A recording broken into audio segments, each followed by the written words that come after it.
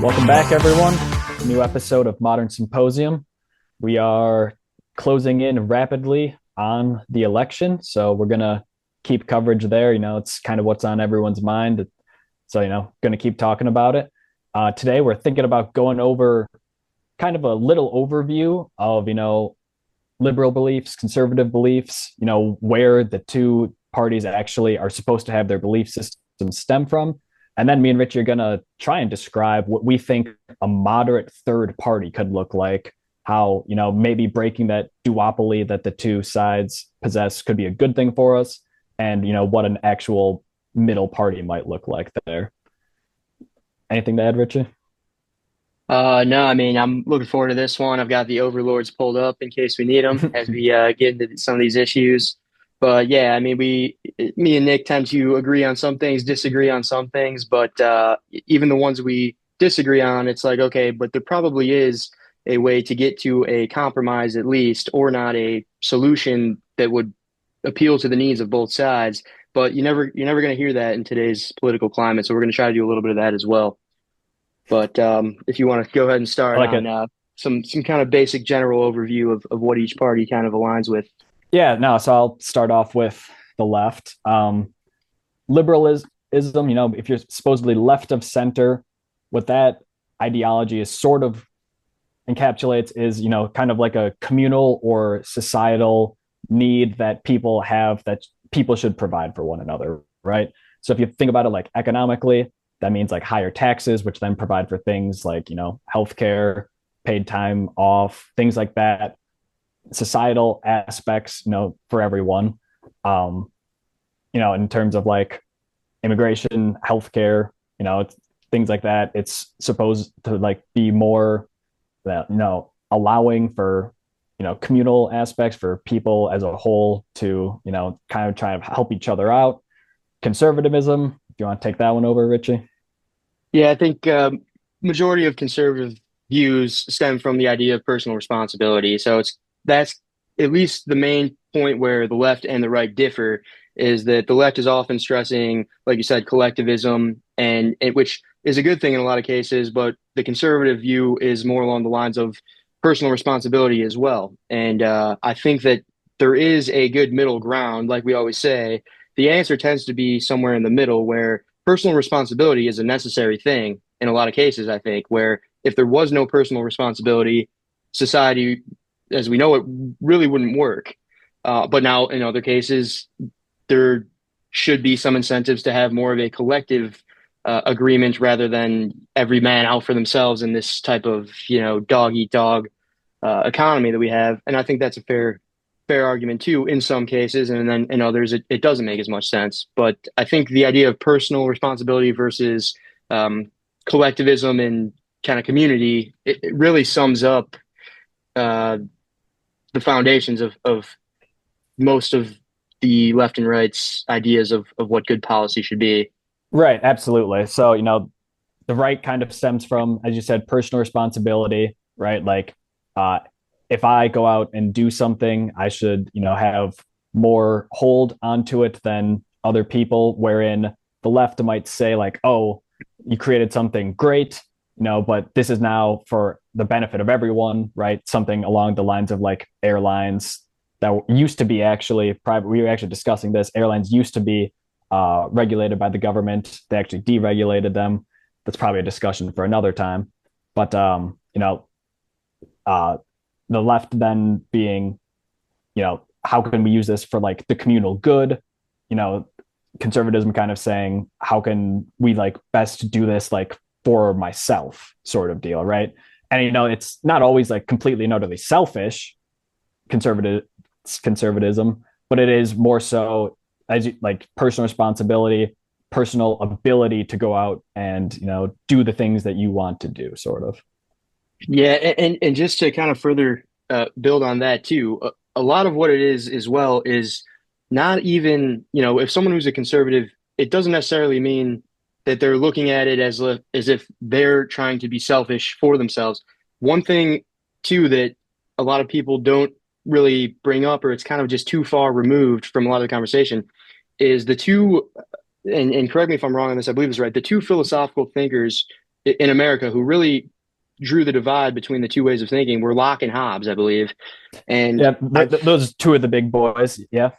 I forget which one's which, but the idea is that the idea was that one of them kind of had the impression that in a state of nature, people act in their own selfish interest, and the other had the idea that in the state of nature, people act more for the community. So what that really means is it's not a judgmental thing, as if we think this is right or we think this is wrong. It's more so along the lines of we're building a system around the human biology. What are we as people? And I think to sum it up there is that it's not that people are by nature selfish, and it's not that people are by nature Altruistic. altruistic. It's that people are by nature a little bit of both, which I Yes. think is a good reason why we Yes. should have a little bit of both. I like that. Exactly right.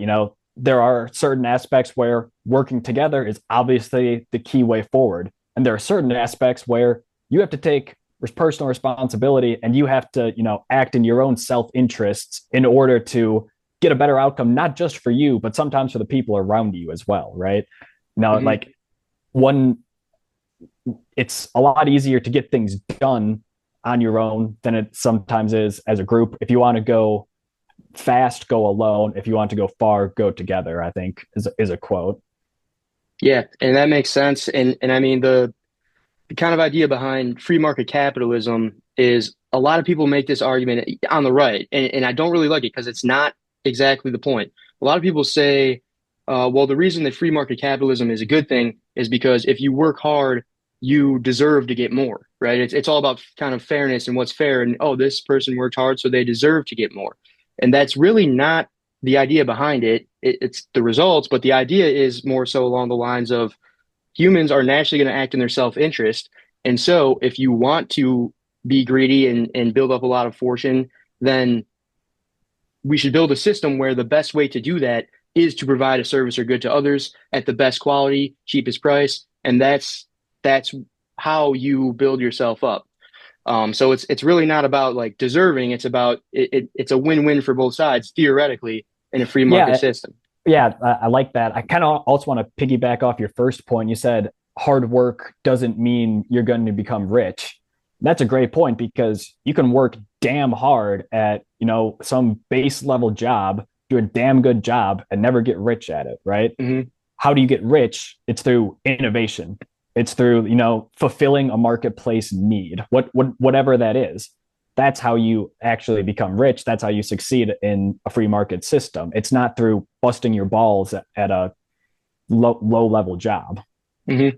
Yeah, and I think it makes sense in a lot of cases. And now there's other cases where it's like roads or like police, and it's like, okay, well, we're not just going to Well, only give protection to the people who are providing the most or working the hardest. The police are already going to be out there. So if the rule was like, oh, they're only going to protect these people who pay in, it would kind of be a waste of resources because they're already there. They could protect the other people too, but just because they couldn't afford to pitch in, they're not going to protect them. That doesn't make any sense. And so in that case, I think a more kind of communal collective approach makes more right, sense right, there. exactly. And then you need the communal approach in some aspects because, like you said, no one man can build himself a road system. No one man can police their state, right?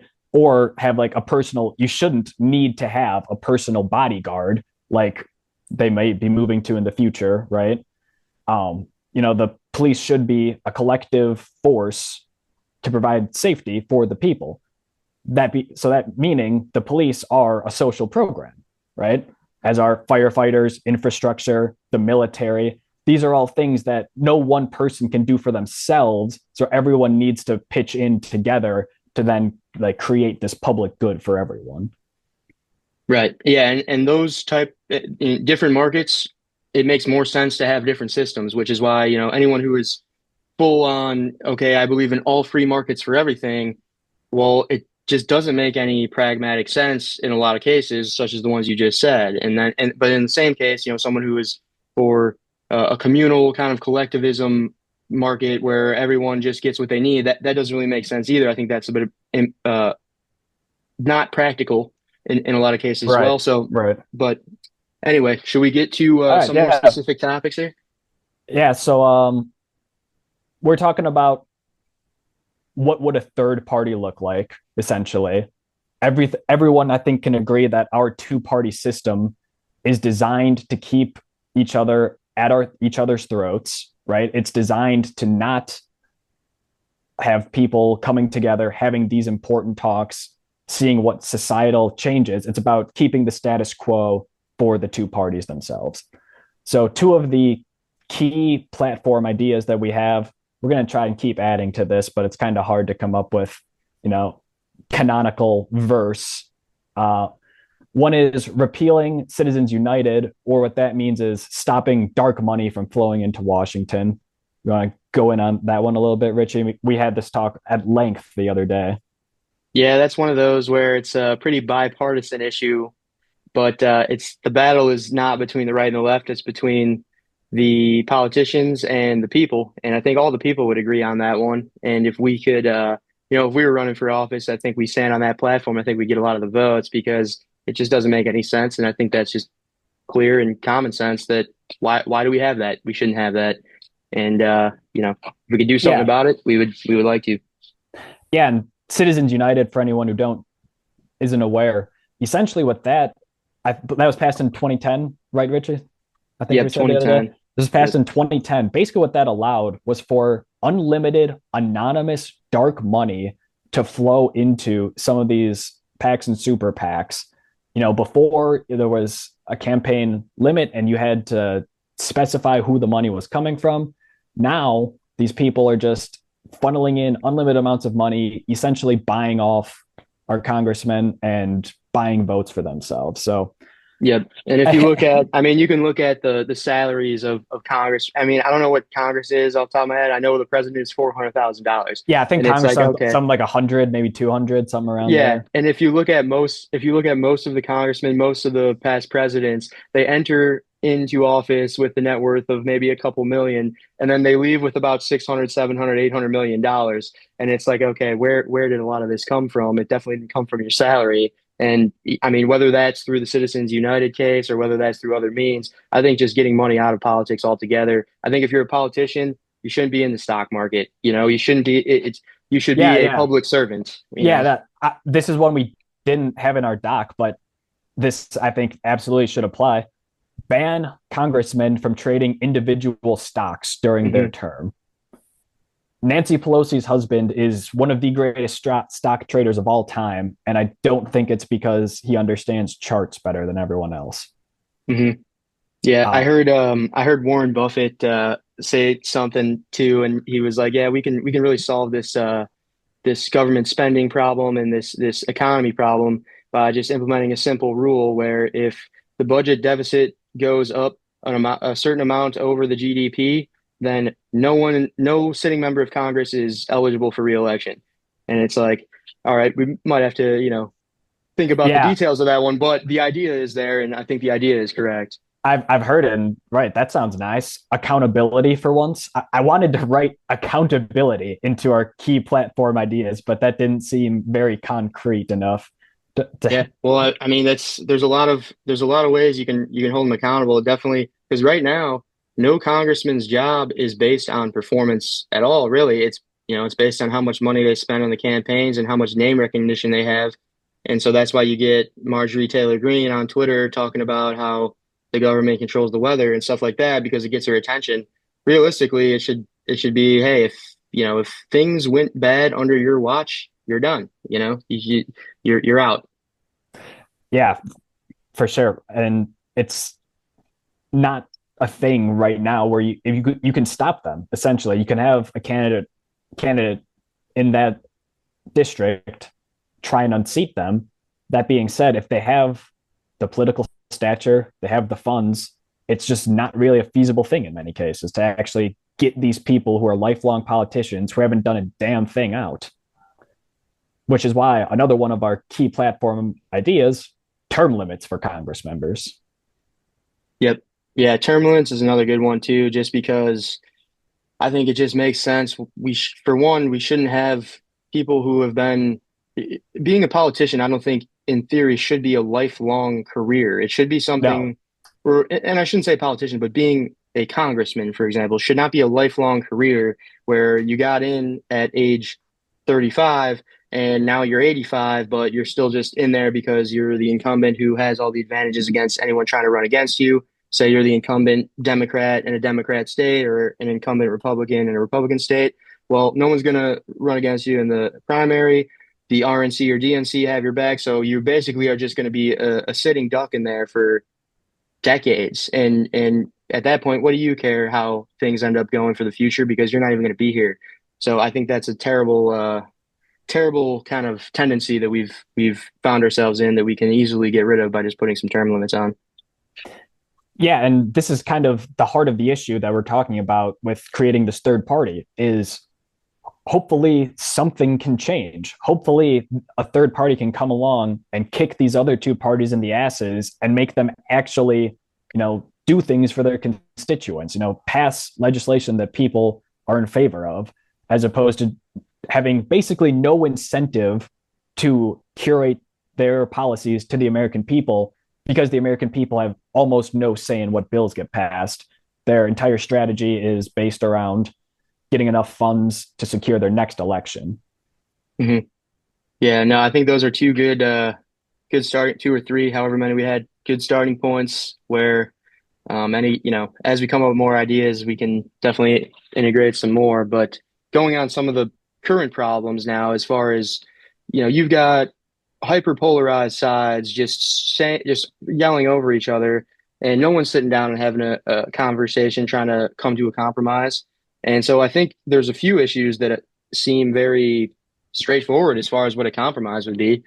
Climate change was one we mentioned where, Yep. well, I'll give the rights idea behind it. The rights perspective is that, we've got other countries that are competing with us on a global scale when it comes to the global economy. And if they're not going to sacrifice their economy to try to combat climate change by relying on less fossil fuels and switching over to a green economy, then if we were to do it, it would kind of screw us when it comes to our spot on the global playing field, which there's some sense behind that. I mean, there's some reasoning where it's like, okay, we keep talking about climate change, but at the end of the day, are we going to risk all of this and sacrifice all of this empire that we've built up in order to try to save the climate when others aren't going to do it? Yeah, for sure. And points absolutely some make sense. The left side of climate change is pretty basic. It's obviously humans are affecting our environment around us. We can see that sea levels are rising. You can see that surface temperatures. We have hotter summers each and every year. We have once in a lifetime natural disasters happening every month or so, it seems. So obviously something is happening. I just played a round of golf in the middle of October in Chicago. It was sunny and 63.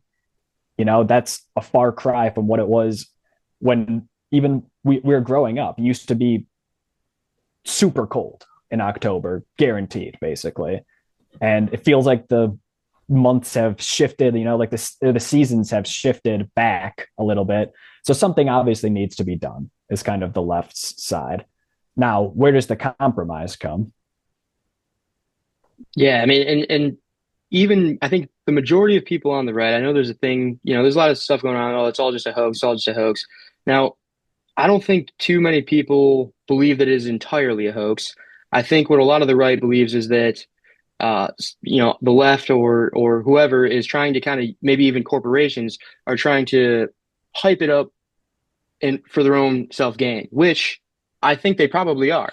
Of course, we're going to try to look. Anytime someone says, "Hey, vote for me, or the world's going to end," there's a good chance that that might be a little bit of hyperbole.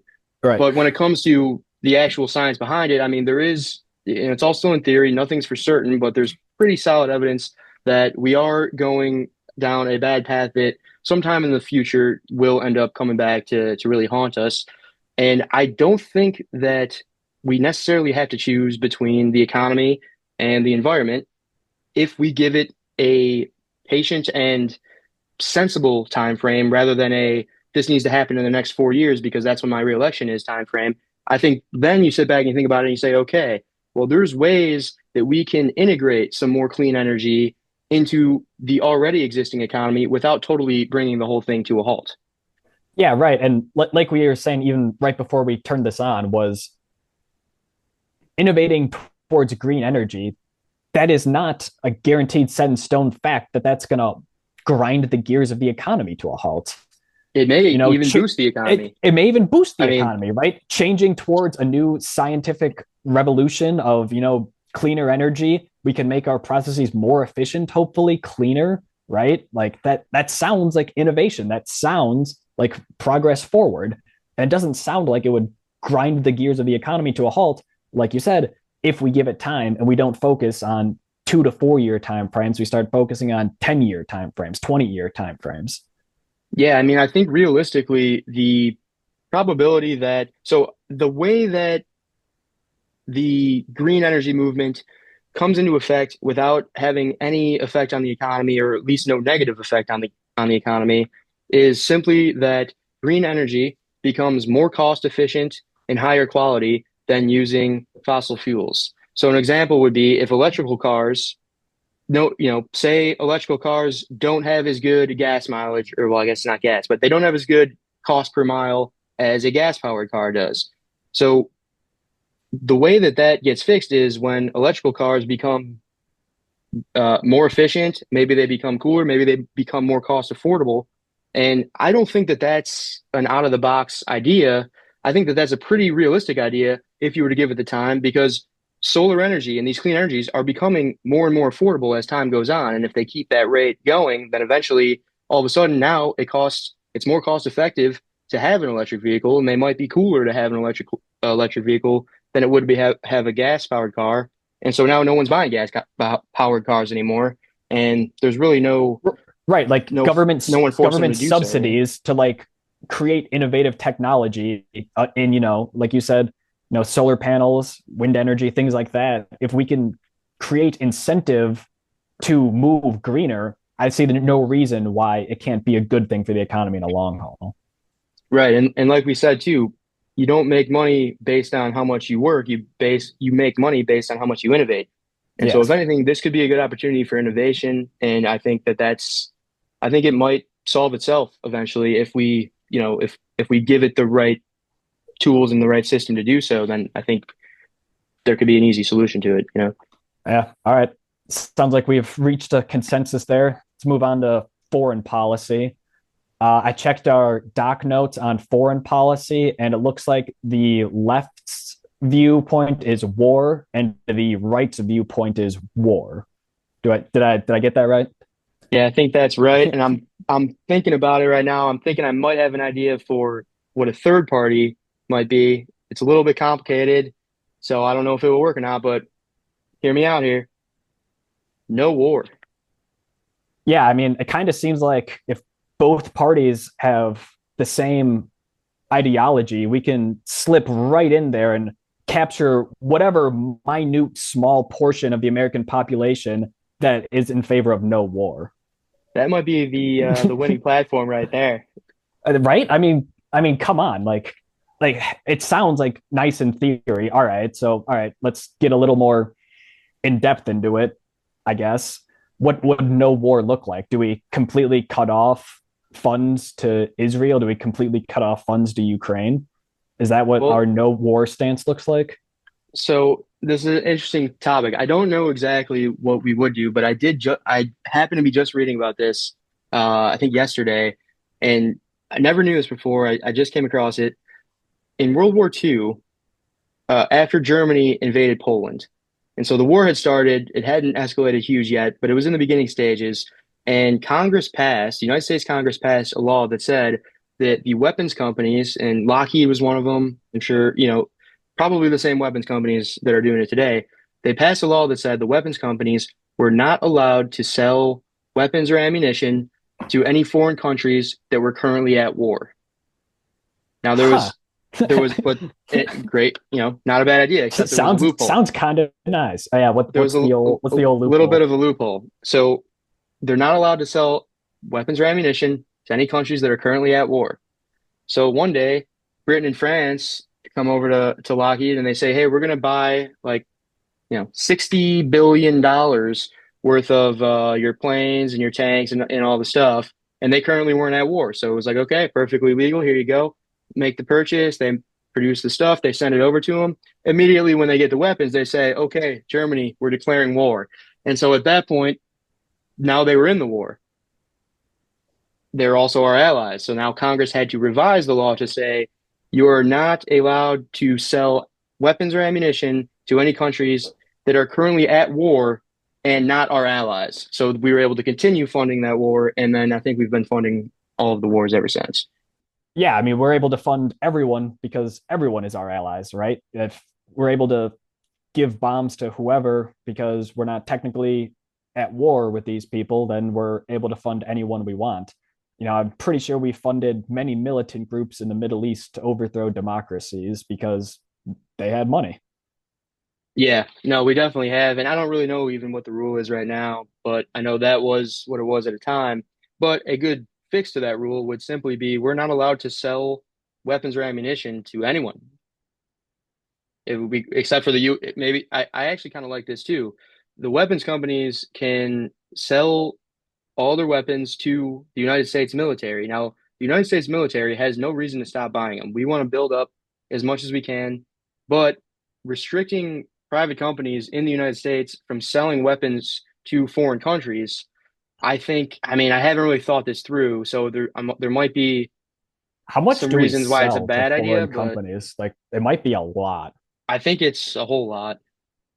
That's the overlords. Yeah, I was just What thinking I can percent ask of him. Lockheed Martin's imports or exports are domestic versus foreign? I imagine it's going to be over 50% is bought by foreign entities.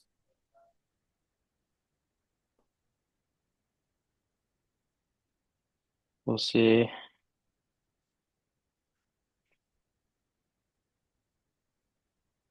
Fiscal year 2023.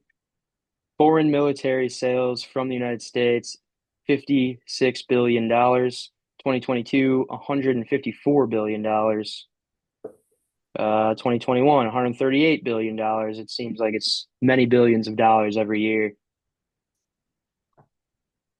Yeah, so buyers, Middle Eastern countries, NATO allies, and Asia Pacific nations, which are those three make up pretty much everyone.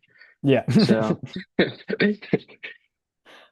So are we willing to let Lockheed and those other companies bite the bullet like that?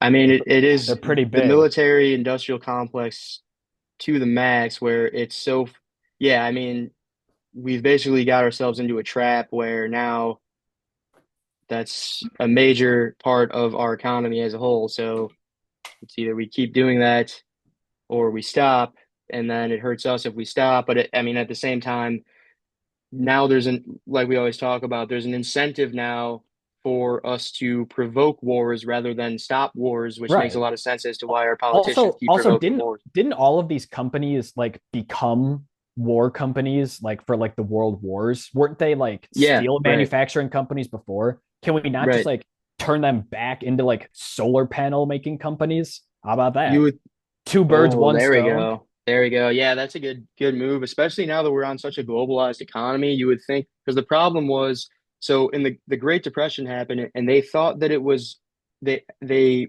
they thought that the problem was overproduction. That's what they addressed the problem as. So they started limiting production, right? Which was part of the problem, but the real problem was uh there was just not enough demand. Not There enough was just demand. Yeah. not enough investment. And so all of these companies like Lockheed and all the others, they were like car manufacturing companies or maybe planes. I don't know, but they were building stuff, but they had to stop producing those things because the problem was overproduction, as everyone thought. So they stopped them from producing those things. Then when the war broke out, they said, "Oh well, hey, well they need fighter jets and they need tanks, so you can produce those instead." And then boom, now you've created this giant that is still producing all of the weaponry, which that is a good point. We have much more demand now because we can sell cars to everyone in the world. We can sell, and if we were to redirect the production into something different, or even like rockets, spaceships, trying to get to Yeah, Mars, trying, I like, mean, I mean, let's give them subsidies to change their production model, right? Like, mhm. I'm sure it's pretty specialized on what they're making, but I'm sure these machines can be like reprogrammed into, instead of making a sheet panel for a fighter jet, why can't you make a sheet panel for a rocket ship, right? Yeah, I mean, if you can switch from cars to tanks, then I'm guessing you probably switch from fighter jets to, spacecraft or something, whatever we want to go with. There's, solar cars or something like that. So But what's yeah, what's stopping us from doing that? Is there no demand for solar cars and there is demand for fighter jets? probably. I mean, that's the thing about war is that it is basically an unlimited demand because it's not like the buyer can say, "Oh, well, you're charging too much, so I'm just not going to buy it." It's if you're at war, you're saying, "I'll pay whatever the hell you want, just I need the weapons. It's an emergency. I need it right now." And so it just really ramps up production, ramps up the demand in a way where they can start boosting prices, they can start producing as much as they can and making it's guaranteed buyers. And so it's just an easy market for these capitalist weapon suppliers to just take advantage of. And when it comes to that other stuff, it's like, will there really be a demand? But I'm sure if we had a longer discussion about it, we can come up with a way where we can somehow steer it in that direction where there is somehow a demand without screwing up the whole market dynamic. There is a demand for electric cars in America. Absolutely. Yeah, I mean, there is a demand for sure. There's a pretty big, and there's not enough supply. Why can't we give subsidies to create electric cars instead of tanks? Yeah, I think we do actually. I think we at least do. I don't know exactly, but I think that there is some type of or maybe it's not passed yet, but it's in the process. I've heard that one before, but I think it's a great idea. I think we should do that. So I think that's a good plan. That knocks out climate change and wars, and so that's good. exactly. We'll All get right. back to solving some more of these issues after the break. Stick around, folks.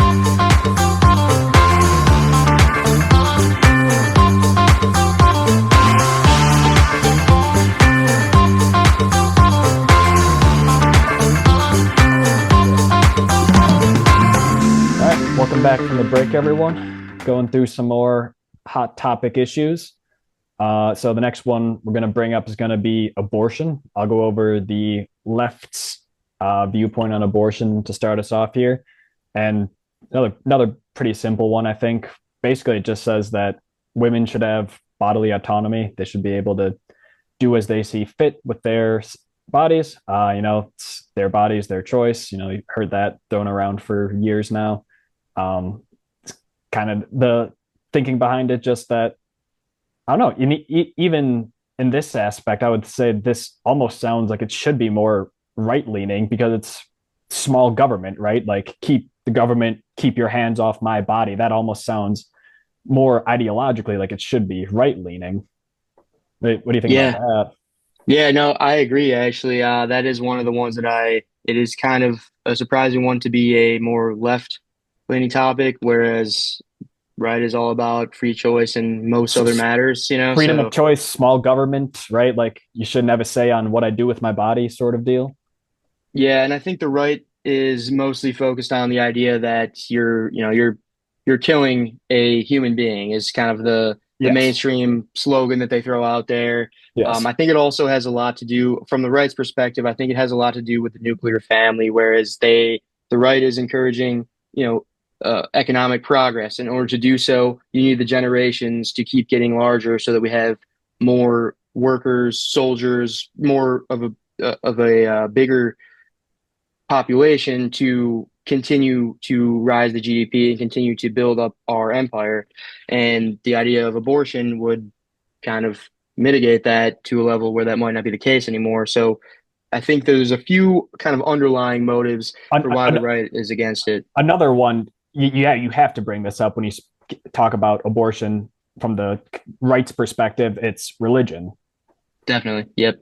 That's a huge one in the base of the Republican Party are, as we know, the Bible Belt, a lot of evangelical Christians who are going, pretty what's the word? They're pretty. It's pretty much a non-negotiable for them. So Yeah. that is, I think, why you see a lot of the Republicans up on stage in a debate, for example, where they refuse to at least see even a little bit of ground, which I think would be, if we were to do the third party, would be a good compromise. Because another thing you hear from the more moderate right and the less religious right is that we don't. A lot of the Twitter right, so they're always stressing the idea that people are getting abortions in the ninth month. They're getting abortions in 8.5 months, and it's that type of thing that always gets brought up by the right. Now, the left always bring up the fact that, oh yeah, well, there's someone who was 16 years old and was a rape victim, or what had some health issues or something like that, whereas they weren't able to get an abortion when it would have made a lot of sense for them to get an abortion. And I think, I mean, those really are two separate issues, and I think that they're not mutually exclusive. Whereas we could come to a compromise where we say, okay, we're going to limit abortions up to a certain amount, say it's the seventh month or sixth month, whatever makes the most sense. And then, but also we're gonna protect the right to get an abortion for a couple months as well, whatever makes the most sense. And then maybe there's some time in the middle that could be left up to the states, or maybe you just make it a simple, it's protected for 4, it's illegal for 5, or it's protected for 5, it's illegal for 4, something like that. Yeah, because leaving it up to the states has not been the best result, I think, because if you live in the deep South, in the Bible Belt, and you're, again, a young woman who really is not fit to have a family right now, and you need an abortion, you have to drive 12 hours in some cases to get this treatment, this health care, right? And I think that's a real issue. So I really think it would have to be something more along the lines of, legal for 5, 6, whatever, illegal for 3, 4, rather than like, and anywhere in the middle, it's a gray area, right? I think this is one of those things that has to be pretty like definitively cut off. And where it's cut off, That's I don't know. I'm not a biologist. I'm not a reproductive rights expert, right? Leave that up to the experts. But agreed on that for sure when it comes to where it gets cut off. The idea of leaving it up to the states, I think there is somewhat of an importance to that because this is one of those issues that is a very cultural issue. So, the community that lives in some of these southern states that you're talking about has a very, very different culture than someone who lives in downtown Chicago or LA. And so I think the idea of leaving it up to the states has some pros as well as cons that you mentioned. Whereas, if there's a community, because the thing about leaving it up to the states is the states are way more subservient to their voters than the federal government is. Whereas, yeah, so I understand the states' rights thing, not states' rights, whatever. Like leaving some things up to the states, leaving some things up to the federal government. It makes sense to do it in some cases. This one, I just don't know if it does make sense because, all right, say you live in a community in the deep South, and basically you and everyone in your community is against abortion. That's great. Don't get an abortion. But if there's someone who lives a couple counties down from you who doesn't believe in your same belief system, in your same religion, who has his own freedom of religion, isn't held accountable to your belief system, then I think that person should be allowed to get this necessary health care. yeah, I agree with that. I mean, yeah, if that's what you believe, but who are you to tell other people what to believe? Agreed on that for sure. And I mean, that's why it's a weird one when Now, it comes to now, the parties, because that's usually a Republican talking point is who now, are you to okay. tell me what to do, you know? Well, right. So you can't tell anyone what to do, but the caveat that the right will bring up is, but you can't say that for murder. You can't say you have to let me do my own thing if what they believe this to be is murder, right? No, that's the key issue. You can't say like, oh well, like my religion doesn't say that murder is bad, so I can murder people. That's not how it works. That is getting down to the fundamental of it. That is the question. Then it does become, is it murder? Right.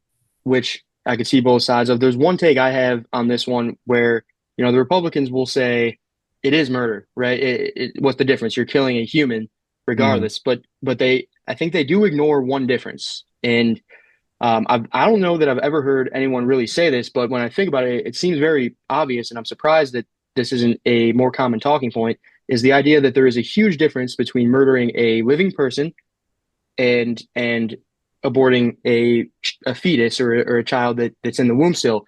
The difference A is fetus that who is not suffers. okay. Sorry.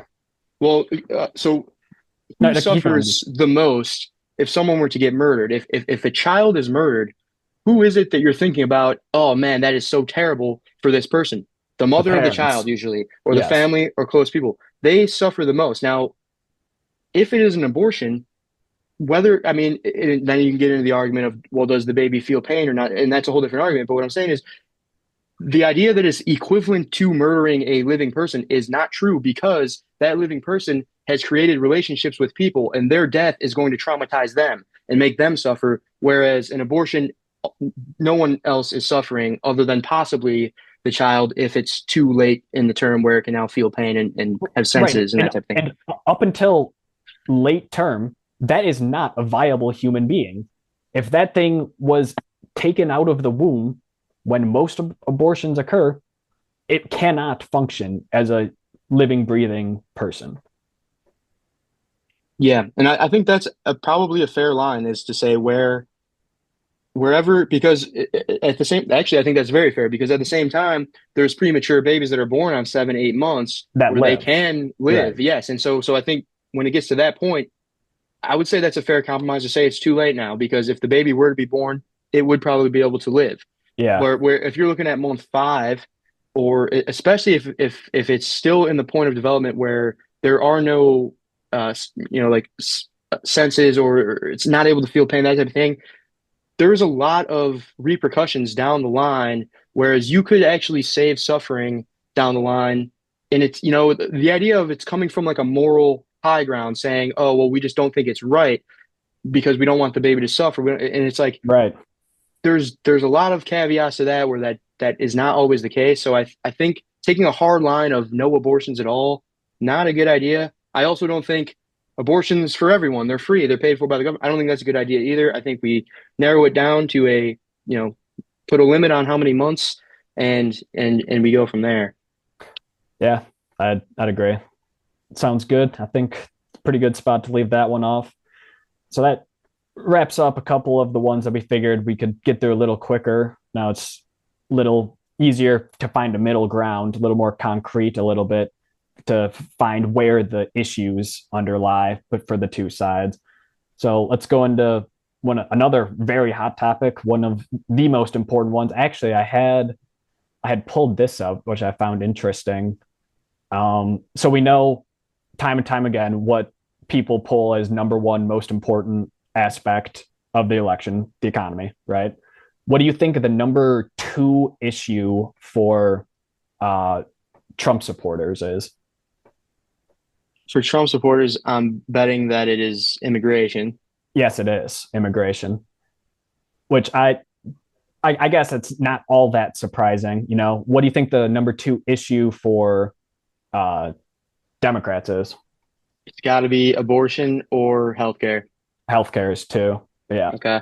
So all and right. then So they those had those are tough ones. So they had Supreme Court appointments as well over abortion for um, Democrats. I feel like those a little bit go hand in hand I almost. feel like they've got to because what's the Yeah, biggest Supreme Court case right. that's everyone's pissed Yeah, about? right. So but But and even all still, right. that's like lasting court cases to come. That's even more important because what from the left's perspective, what's the next thing they're going to take? These right wing courts are going to take away from us, right? Yeah, I mean the Supreme Court though is it's hard to really pin that as like a political policy because it's just appointing judges. If whoever whenever there's a vacancy in the Supreme Court, if there's a Democrat president, it becomes a more left-leaning judge, and if it's a Republican president, it becomes a more right-leaning judge. Now they're not supposed to be biased at all, but of course, that's not reality. Yeah. Uh, which one you want to get into? Should we get into immigration? Yeah, I think we don't I don't think we've touched on immigration yet in any of these episodes, and it is a pretty big deal. Earlier we were talking about it, and the disagreement that we came across was whether or not building the wall was a good or at least reasonable idea. I said I thought that was a pretty uh, I thought it was a pretty moderate idea, and I know that it was a Trump idea, so by nature, anything Trump says, the media has to go against. But we had a little bit of a back and forth about how, like, I don't really see, I can't, I don't know why it would be considered a bad idea, really. I don't see any really downsides to it.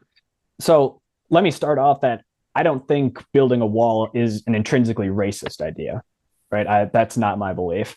I do believe that we need strong borders, right? You can't allow anyone to come into your country at any given time. That's just not how any country runs. You look at, some of the countries in Europe, and that's not how any of those work, right? You're allowed to enter, but you're not allowed to stay. Um, so back to the wall, I had just said I had thought it would be a costly expenditure that I didn't really think would keep. So let me ask you this about the wall. Who is the wall designed to keep out?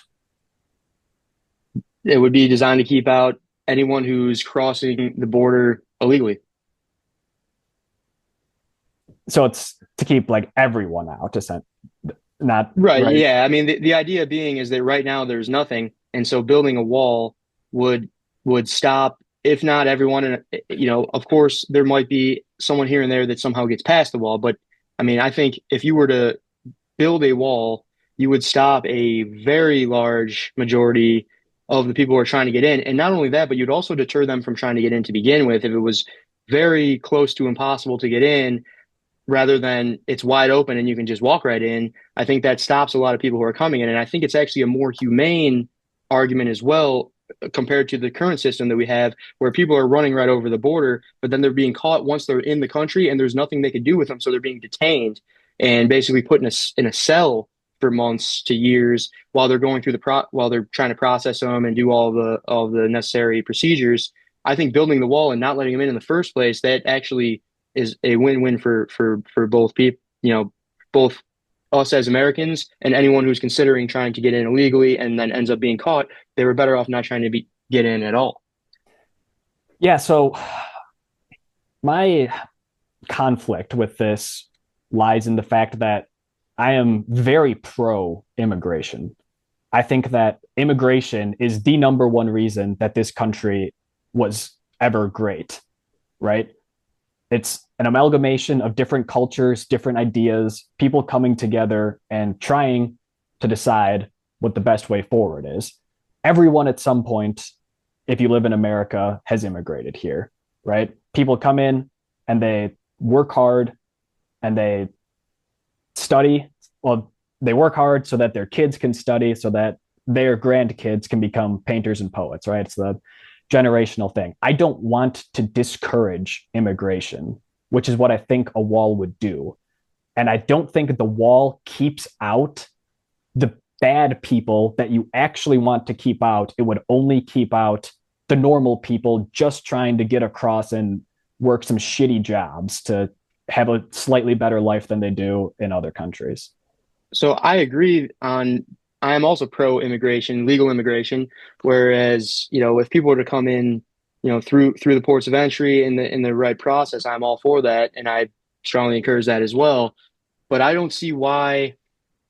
I I don't see, for one, I don't see why a wall would discourage people from entering legally. I think it would actually encourage people from entering legally because people who think about it, we've talked about this before. Whereas one of the problems is that processing takes a long time, right? Yeah, so So you're right, right, so right. there's people who would enter legally, but instead of doing that, they say, well, that takes a long time. That's a cost to me. So I'm just going to go and take this short route and try to get in. And then they end up going in illegally. And whether they get caught or not, either they get detained, they get sent back, whatever it is. I think if there is a wall there and there is a slim to zero chance they can get in illegally, well, now their best option is to just wait in line with everyone else. And as far as keeping out the bad people versus, it's like you could say that yes, there might be some bad people who could get over the wall, some, but currently all of the bad people can get through the lack of a wall, and so I don't think a wall increases the amount of the cartel members and the human traffickers that are coming in. I certainly don't think it increases it. I think it decreases it. And so even if it doesn't keep every single one of them out, it at least decreases the number while also encouraging the other good people to go towards the proper procedure to get in. Yeah, this is a good debate. Like to, we could talk about it more, but I think I might have come up with the middle ground though. So I think I should just say it. Maybe we can move on. Okay. The middle ground might be build the wall, but then make it really easy to come in the front door. Yeah, and I think that that is I oh so let me throw this one at you too. So, I agree with that. A lot of the left is saying like, well, we if we make it easier to get in through the front door, then we don't need the wall to begin with. I disagree with that. I think we definitely could make it easier. I mean, I don't know exactly how, but I'm sure there's ways to do it. We're constantly improving our processes and we can come up with innovation, technology, and make it a quicker, easier process. It's the wall actually goes hand in hand with that because without the wall, those so part of the reason they need to come in through the ports of entry is to vet them to make sure that they're not the human traffickers and they're Right, not the people with the right. criminal backgrounds. Big, So big, without the big, wall, thick background checks. Make sure you get normal people in, keep out gang members, keep out right cartels, right. traffickers. But without the wall, simply making it easier to get in legally does not solve the problem because the people who wouldn't have made it in legally because they don't qualify are still just going to run right through. So I think in order to do that, you need to have the wall as well. And I think that is a good compromise, though, is that we let more people in through the ports of entry legally, and we also build the wall so that less people can get in illegally. I think that's fair. So we're gonna build a wall in Canada too, along I Canada. wouldn't be opposed to it. I mean, if there was an immigration problem of people fleeing Canada and then I mean, coming in, it might start. Maybe not yeah, maybe not fleeing Canada, but like people. Well, how do you get to Canada if you're destitute and trying to make it to America? Maybe not. How do you I get to mean, I wouldn't be opposed to how it. do you get to Mexico if you're destitute and trying to get into America? Yeah, I mean, I wouldn't be opposed. I think the difference is partially cultural, whereas in Canada versus America, I don't think that Canadians would have a lot of trouble assimilating into American culture. Obviously, they shouldn't be coming in illegally either. It's the same crime, it's the same thing. I think they should also go through the ports of entry. I also don't think it's a I mean, problem because there's I not don't think Mexicans have an issue culturally coming into our to America either. no, and neither do I. But the problem is that they're also connected to the rest of Central and Southern America, where most of the immigrants coming in, I believe, aren't even from Mexico. They're from, Venezuela and Haiti, and these are legitimate refugees. A lot of them, looking for asylum because some of their governments are bad. But at the same time, it's like even if a small portion of them are in it for, nefarious reasons, it's still worth protecting in that case. And same goes with from Canada too, is that part of it is that it's a lot easier to come from Canada to the United States because you don't have to wait in as long of a line because there's not as many people trying to come in that like Right. they have a very stable government and state so that you don't have as many refugees fleeing these unstable regimes that they're coming in from Latin America, so it's a much easier much Yeah. easier solution there. But yeah, overall I would agree. I mean, shouldn't be coming. We should try to protect illegal immigrants from coming in from anywhere. It doesn't matter from where, really. Yeah, we got anything else on this one, or you want to go over to healthcare? Think we reached a consensus on that one too, right? I mean, I, Yeah, I think. I'm not entirely opposed to the wall, right? I'm all for strong borders. It just my whole thing is like it's not an all-encompassing solution, right? There has to be multiple variables in this. Yeah, I think I can agree with that too. It's the wall is kind of a band-aid that you could put on it, but if you want to actually cure the problem rather than just kind of stop the bleeding, there will be definitely more steps to making it easier for people to enter legally for sure. So yeah, I think that's a very fair solution. All right, let's move on to healthcare then. Uh, I'll take the left side first, I guess. Healthcare being one of those things I think the left would say is one of those things along with infrastructure and the military and the police. One of those things that you can't reasonably ask someone to perform surgeries on themselves and know what type of medicine they need to take when they have a certain rash on their arm, right? You need to go to professionals for that. And public health, I think, should be a common good, like a societal goal. So I think that's why, the left is always trying to push for more, public healthcare systems, essentially. Yeah, this is a tough one because I agree that it should be a common good, but it also doesn't. There's no. I don't see an easy way to make it a common good, or at least speaking from the right's perspective, I don't. As far as the right's point on this is that it takes 12 years or so of school to become a doctor. And so in order to incentivize people to not only pay for, but also attend 12 years of school and finally start getting a return on their investment at age 32 as opposed to 22 or 18, there needs to be a high reward for them to for them to, put in the upfront work without getting paid. And so in order to do that, there needs to be a high pay to doctors, which only comes because of the fact that doctors are in such short supply. I mean, that's the stem of the problem is that healthcare has a high demand, low supply, which is why it's expensive. But if it were to be government funded and the government decides how much this doctor gets paid rather than the doctor deciding what his rates are, then that does take away from it de-incentivizes people to go through medical school, which could decrease the quality of our healthcare and could also decrease the quantity of our healthcare, which I think is a fair point as well to think about when it comes to just the side effect repercussions of creating a universal healthcare system. Yeah, no, for sure. I would like to see, maybe what the average pay of a doctor in Sweden is, say, versus the average pay of a doctor in America. See if like a socialized healthcare system truly does drive down the wages or not. All right, I've got the overlords on it.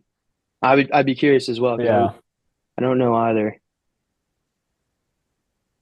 So we'll go with the highest paid. There's a couple yeah. different types of doctors, general practitioner. If you go down to the highest one, a senior physician Hmm. in Sweden, it is 140,000 to 180,000, and in the United States, it is 350,000 to 500,000. So it's about It's a much little higher. over It's, double, it's a little over double. double. Right. But now, I mean, does that mean that they are twice as good? It No, could be correlated in some way, whereas because say, for example, that the United States has such a grueling path to become a doctor that there is a lower, you know what I mean? Like if it was easy to become a doctor, then they wouldn't get paid much because there'd be a ton of them and they can just compete and drive down pricing. But because there's not as many, because it's harder to become one, is that the reason why they're paid more? And is that a good thing or a bad thing? I mean, I don't. I that's a don't tough think it. question. I don't think it necessarily means that they're twice as good as Swedish doctors, but it does certainly mean that they are twice as valuable in their at least economies. So Right, and I don't know how so the Swedish system works exactly. I'm not super familiar with it, but I would imagine it means that they are twice as rare, at least when it comes to the you know what I mean? If you were to take simple supply and demand dynamics and say, well, if the doctor in the United States costs twice as much of a doctor in Sweden, then there must be twice as many available doctors in Sweden, assuming all other right, metrics are the same. right, I don't, you know, right. but it is a tough one. I mean, it becomes tough when you get into like pharma too, and then you've got the health insurance companies who, if I mean, this might be a good approach too, is if we were to take a look at the health insurance companies, I think they might be mostly responsible for a lot of the trouble with our healthcare system, honestly. They absolutely are. We talked about this the other day. They are quite literally just middlemen. They don't produce the drugs, right? They don't consume the drugs.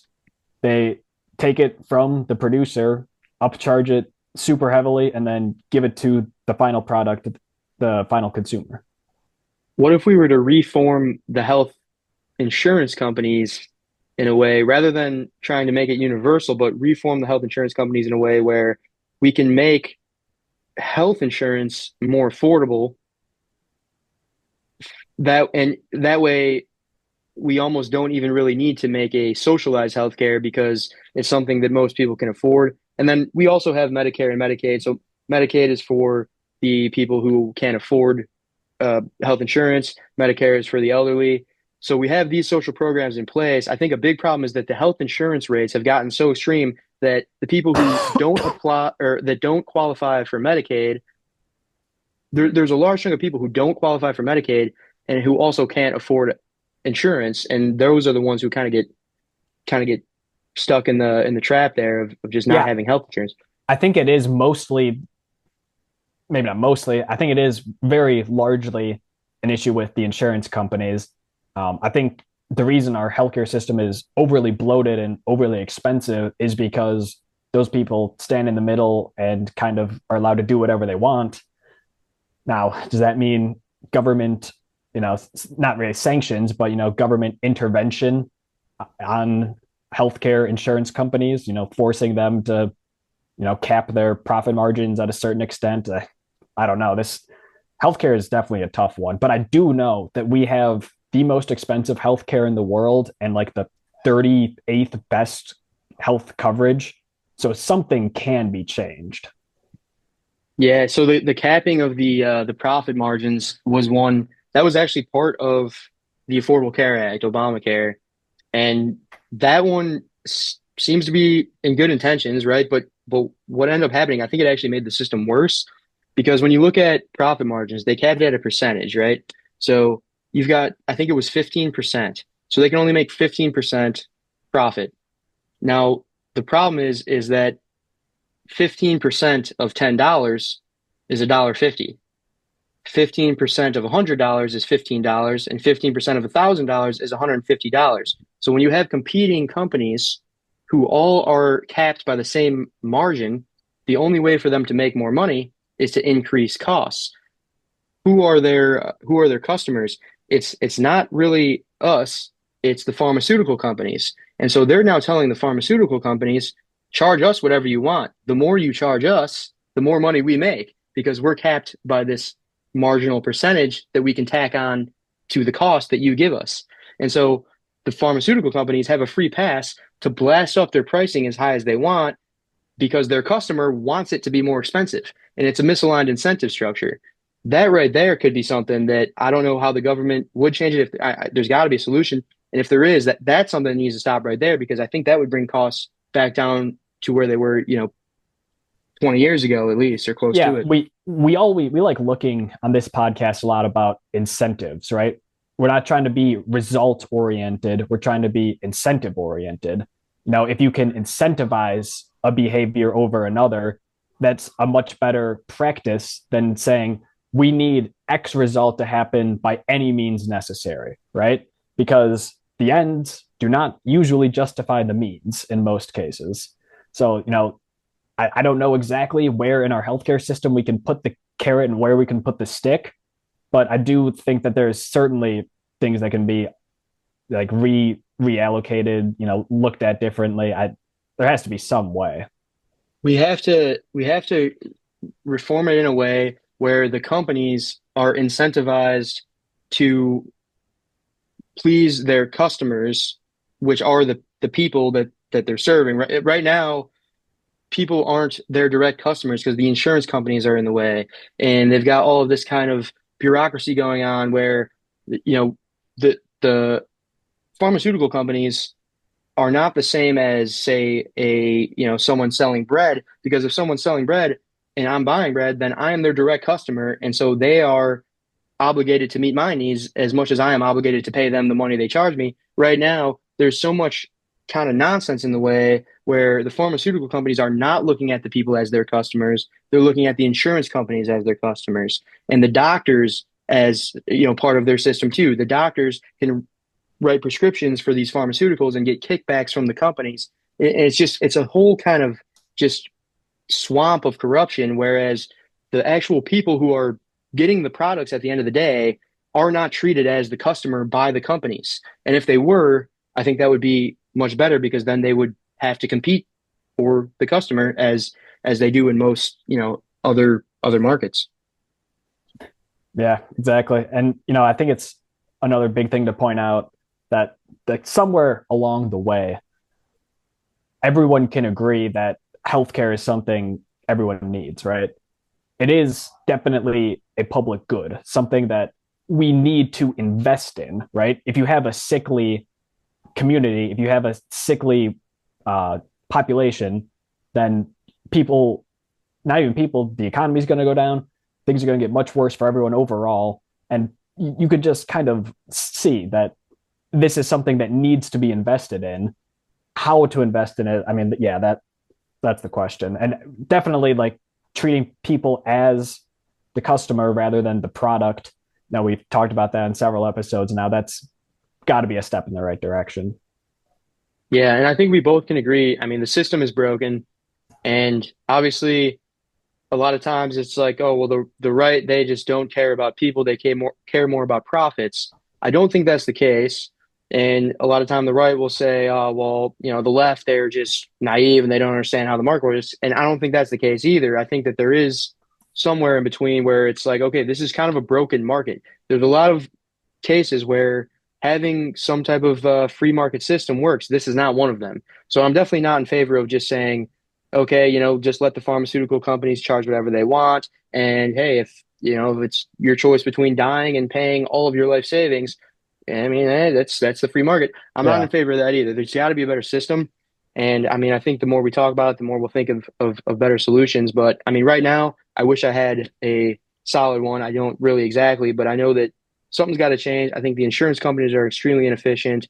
And I think that the way this system is, it's become cronyism where now it's all just kind of, backdoor deals by the And big boys, and and we and suffer from it. most of these problems stem from our big issues that we started off with our key platforms on. Most of the issues in the healthcare system come from the fact that unlimited amounts of money get funneled into the government to then keep things a certain way or change it to be more advantageous for the insurance companies and not for the people.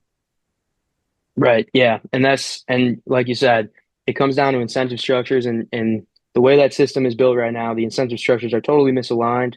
And it sucks because it is probably the most important market or system that we have is our Probably health. right. It's like It's the a most health. important one. Yeah, And yet that's the one that is the most screwed up and it sucks.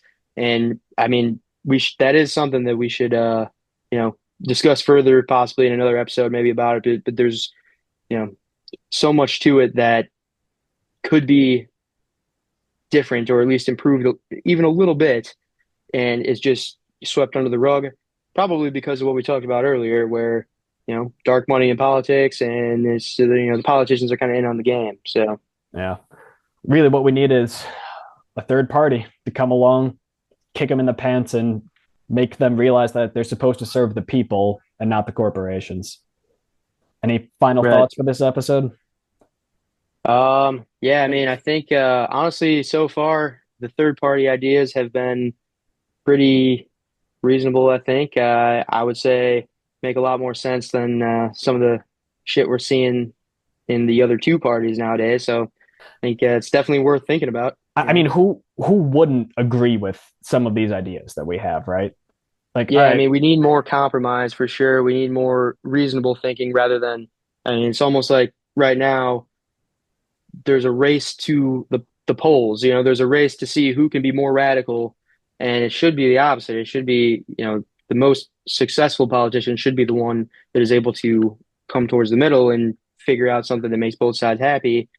Instead, it seems like right now the most successful politicians are the ones that roast the other side the best, or that really, just stick it to the other side, and it's a very bad trend because that just means it keeps getting worse and worse.